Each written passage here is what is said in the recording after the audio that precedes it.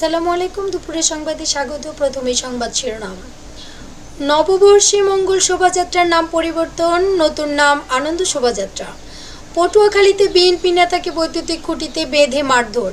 চাঁপাইনবাবগঞ্জে বাবা মেয়েকে অপহরণের দায়ে চাচা ভাতিজা গ্রেপ্তার।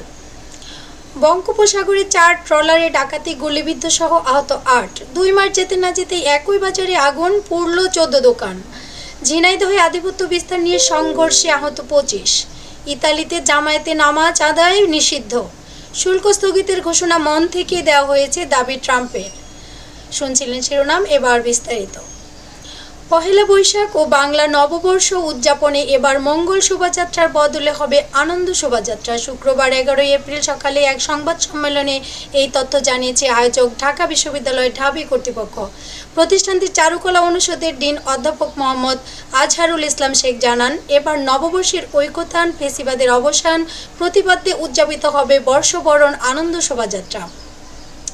ছাত্র জনতার আন্দোলনে আওয়ামী লীগ সরকার পতনের পর দায়িত্ব নেয় অন্তর্বর্তীকালীন সরকার। সরকারের কাছে এবার নববর্ষ উদযাপনের প্রস্তুতির শুরু থেকেই বিভিন্ন রাজনৈতিক, অরাজনৈতিক দল ও ব্যক্তি শোভাযাত্রার নাম পরিবর্তনের কথা জানিয়েছিল। এ বিষয়ে সংস্কৃতি বিষয়ক উপদেষ্টা মোস্তফা সরোয়ার ফারুকী জানিয়েছিলেন, নাম নিয়ে চূড়ান্ত সিদ্ধান্ত জানাবে শোভাযাত্রার আয়োজক ঢাকা বিশ্ববিদ্যালয়। অবশেষে শুক্রবার ঢাকা বিশ্ববিদ্যালয়ের চারুকলা অনুষদের ওসমান জামান মিলনায়তনে আয়োজিত সংবাদ